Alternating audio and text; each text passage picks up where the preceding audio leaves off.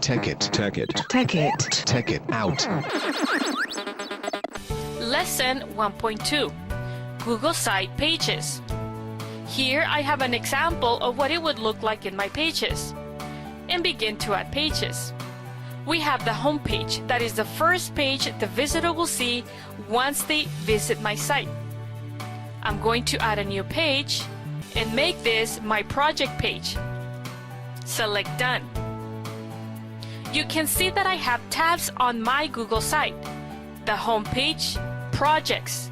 Inside this Projects tab, I want to add additional subpages for all the projects that I will be working on. Select New Page, Project number 1. Select Done. Click, hold, and drag it into the Projects tab, and now Project 1 becomes a subpage inside the Projects. As you can see, by dragging my mouse over that caret icon, there's Project 1. I can add as many pages as I need.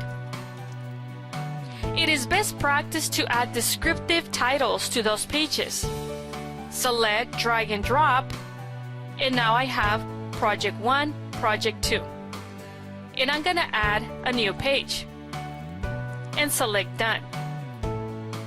Click, hold, drag and drop into the projects to add it to the subpages. That is my home page. That is my projects page. And within the projects tab, I have all the other projects for my class. Project 1, Project 2, Project 3. You can repeat the process as needed. I'm going to add additional pages. This page will be part of my tabs. Home page, Projects with drop-down option, and then the Contact Me information. Feel free to explore these and other options within Google Site Pages.